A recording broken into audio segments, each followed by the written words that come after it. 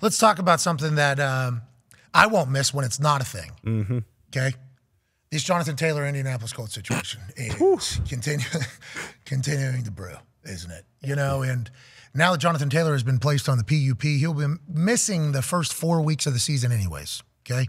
Remember, the PUP is for those who are physically unable to perform. And if you're put on that list, you get a certain amount of time you cannot participate, but then you're able to return to the team during the season.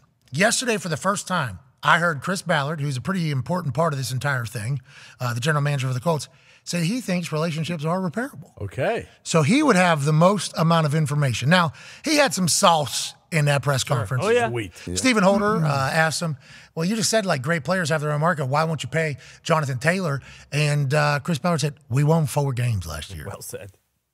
And then said nothing else. Here's actually that entire clip that I'm pretty pumped that we just pulled up that quickly. Here's Chris Ballard being asked about why he won't pay Jonathan Taylor. The running market is what it is, but look, great players are what they are too. So I think that all works. I think Sweet there's hat. Great player, why not pay him? We won 4 games last year. We won 4 games. Like he's talking to his kid. Yeah. Listen to this on the way out. Y'all loaded them suckers up today now.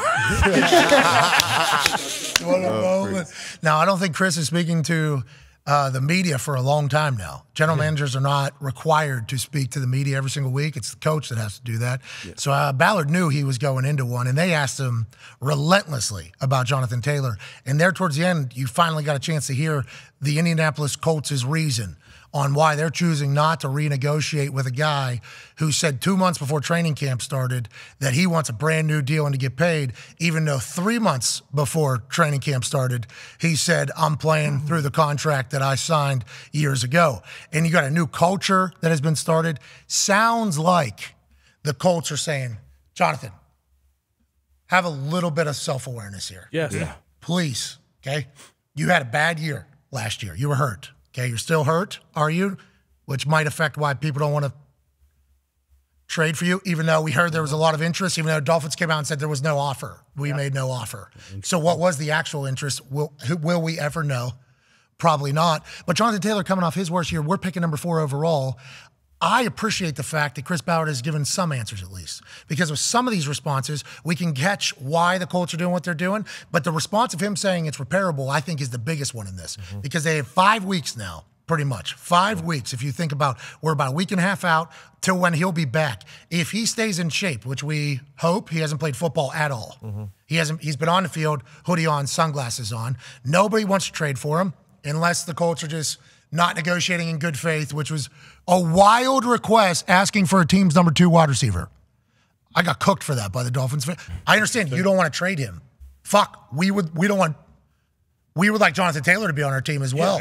So, like, if you're not going to give us a 1 or whatever you're thinking about doing, a request for your number 2 wide receiver when you're getting a number 1 running back who everybody believes should be getting $17 million a year, seemingly outside of Indianapolis, that is not a wild request. You sound ridiculous when you're attacking me. You say I sound bad. Every time I read what you're saying, you sound very bad with that. But obviously that request was not granted, which, by the way, just a request, not that wild, but I don't think there was much interest. So will Jonathan Taylor, there might have been interest in the Colts. We're just saying fuck you to everybody. Maybe if we find that out, but seemingly not enough interest to get him to get traded. So if he has self-awareness about that, about what is the most available to him right now, what is the move right now, what gets us past something, maybe they will be able to get back into good graces. Maybe he'll be back as an Indianapolis Colt, and maybe he'll have 200 yards in the first game, and all the Indianapolis Colts fans will completely forget about this entire fuckery of a thing.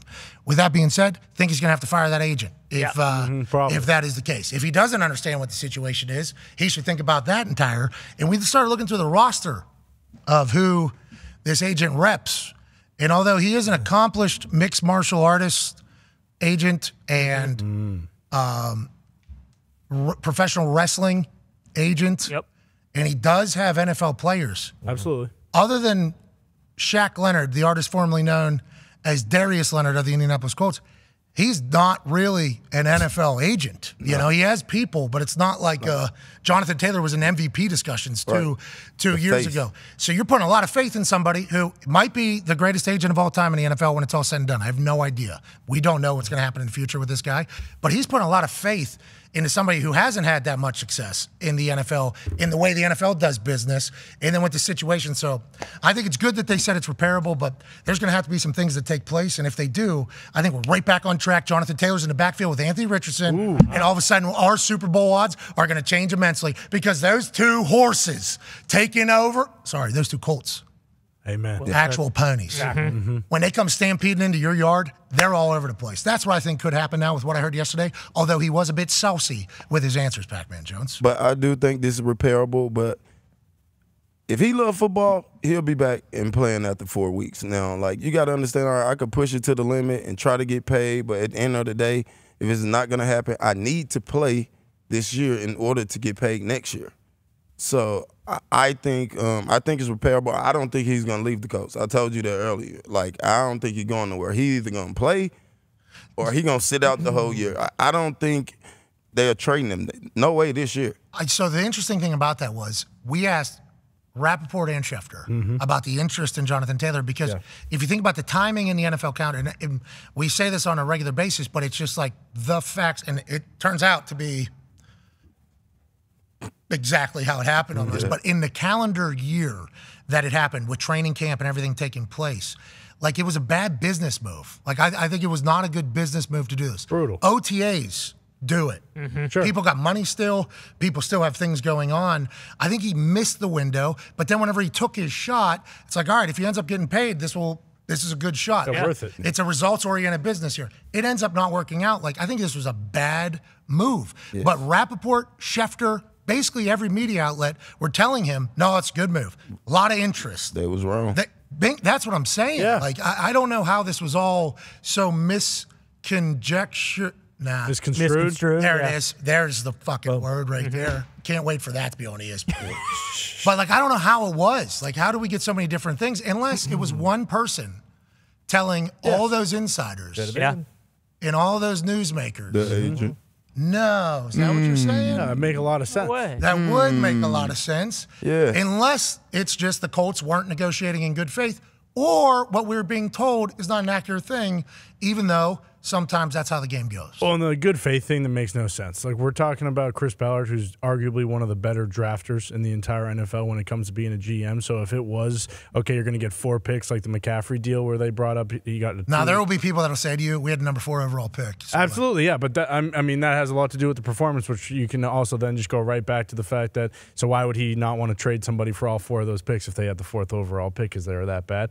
My favorite part is Chris Ballard having to explain to people that when you're not good at your job, you don't get paid and things happen. Thank you for saying that. That's typically how the world works. And I know everyone should have a job and everyone should be able to play in the NFL, but that's just not a reality. And you mentioned the timing aspect of it. I think that's what it comes down to. Like, let's say the Eagles, like if DeAndre Swift and Rashad Penny both get hurt in the first 6 weeks of the season, I assume that they're going to say, okay, we'll back up and give them a first round pick for Jonathan Taylor, because if we get him, we probably will go on and win the Super Bowl. I don't know. Shane Steichen over here, good relationship with the Philadelphia Eagles. I legitimately wonder if they would be like, do we want? True. Yeah. You know what I mean? Right. Is this what? Yeah. Because this is now, and there has been plenty of occasions where teams have said, especially in modern history here, like last 5-10 years, where teams go, just because he didn't get along with that crew doesn't mean he won't get along with us over here. Right. You know? And I think that could be said even about us with companies. Sure. So like,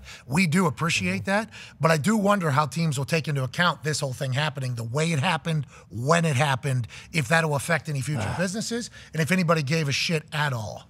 I don't know if that'll affect future business, because he had a good rapport with the coaches that were here.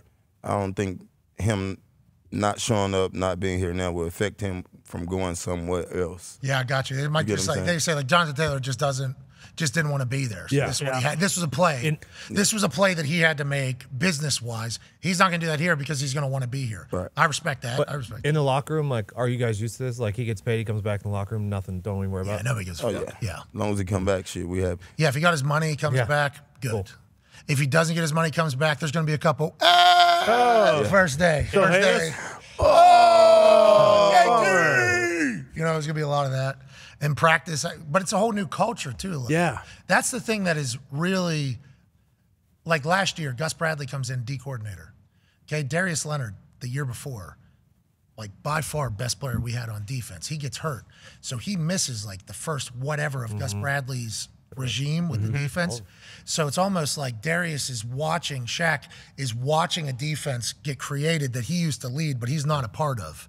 And then whenever he came back, it was a tough thing because where in the hierarchy are you in the coach's eyes? Where's the plays? How are they going? And I'm not saying that when Shaq Leonard came back, he's not the guy, but he was even talking like, He said as much. yeah, he said, I'm not the guy. Here's the guy in this defense. This is a new defense and everything like that.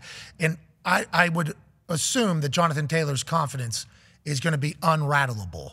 But with this offense kind of developing right now, right in front of his eyes with him holding out, and they're going to, if it's obviously going to go at least 4 weeks into the season, if there's success in that thing, and then you drop him in, and then Shane Steichen's like, hey, this is just the role you need to play here, right? And this offense is now built around Anthony Richardson as opposed to being built around Jonathan Taylor in the run game and in the backfield. That's a whole nother interesting, like, human element here that could come into play that we just assume will get settled if they figure out a money or a reality situation that pops into Jonathan Taylor. Yeah, at the end of the day, like, he's going to have to make concessions. Like, that's basically what it comes down to. Like, hey, we gave you your opportunity here. Like, no one gave us fair trade compensation that we were okay with getting rid of you. Like, Unless that's not real.